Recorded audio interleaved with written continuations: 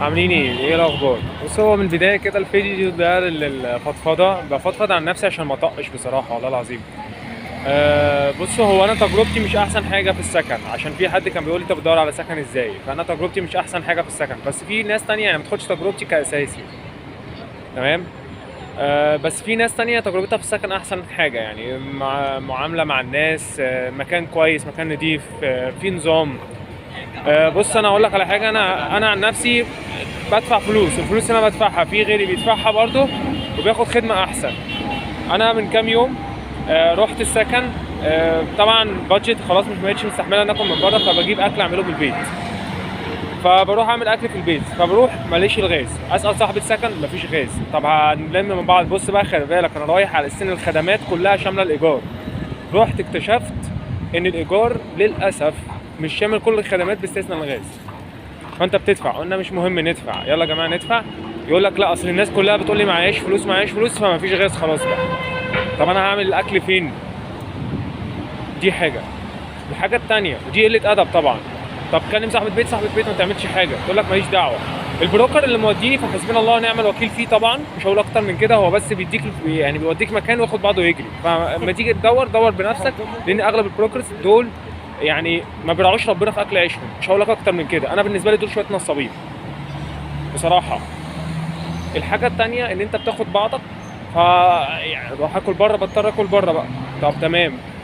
الحاجه التانيه، انا كنت مثلا جيت في وقت ما بصدق ان الغسالات غساله واحده بس اللي بتشتغل، وباقي الغسالات لا، والبلكونه بتتقفل عشان في معايا ناس مزعجه وناس ما بتحترمش نفسها، بيعملوا ازعاج، فما ده ممنوع. فما بتتقفل الساعه 8 البلكونه، بتتفتح الساعه 8 الصبح، وممكن المفتاح ما يكونش موجود فتفضل مقفوله. تمام. انا هنشر غسيلي ازاي بقى؟ والله رحت عند الجيران ونشرت عندهم، بحلف بالله. فبصراحه انا تجربتي في السكن، يعني انا ما اقدرش ان انا انصح حد تلاقي سكن ازاي. انا كنت بدور على جروبس على الفيسبوك. تمام. وبجيب نمر وبتكلم مع ناس. دلوقتي انا بقيت اعمل ايه بقى؟ بقيت ادور على سكن وفي نفس الوقت بدور على شغل. فدعواتكم بالتوفيق والسداد، من ربنا يوفقني وييسر لي امري ويرزقني بسكن كويس مع ناس كويسه. يعني انا بدور دلوقتي على حاجتين مش على حاجه واحده. بدور على سكن عشان اقدر ان انا اقعد في مكان كويس ومكان نضيف، وبدفع فلوس اقدر ان انا الاقي خدمه، واقدر ان انا ادور في شغل والاقي وظيفه كويسه. ومش بدفع مبلغ قليل، في ناس بتدفع اقل مني، في ناس بتدفع زيي وعايشه في مكان احسن. دلوقتي بقى اللي بيحصل بقى لما حد بيلاقي كده بيستغل، لما بتروح تدور على اماكن تانية بيبتدي يستغل بقى النقطه دي. اللي يقول لك ادفع لي تامين 400 درهم، واللي يقول لك لا انا هاخد مثلا عموله قد كده. ودي قله ادب، حرفيا قله ادب بصراحه.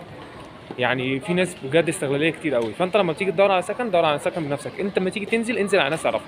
انا ما انكرش ان انا كان في نيه ناس اعرفهم هنا بقى حرفيا يعرفوا يظبطوا كل حاجه، بس لما تواصلت معاهم كله عمل من بنها، عشان احنا مش صحاب قوي، احنا معرفه شغل ومعرفه سطحيه. فعشان كده بقول لك دايما اعمل علاقات وتدخل مع الناس، مع الناس اللي هي بتفيدك. تقدر الناس دي بتلاقي منها استفاده، والناس دي تقدر انها تنصحك وهتفيدك. لكن الناس غير كده، الناس اللي هي بتبقى مستهتره دي، النصيحه يعني النصيحه ابعد عنها بصراحه. وطبعا يعني هنا الشغل بيكون 6 ايام، مش بيكون 5 ايام زي ما كنت بشتغل قبل كده. مع ضغط ان انت مثلا بتخلص ضغط بترجع مواصلاتك وكده. طبعا قبل ما تجيب تشتري الحاجه وتعملها، فاليوم حرفيا بيضيع منه وقت كبير قوي. فدعواتكم ان ربنا ييسر لي امري ويوفقني. ويعني بجد والله الفيديو ده انا محتاج فيه ان أنا اعمله عشان حد يدعي لي.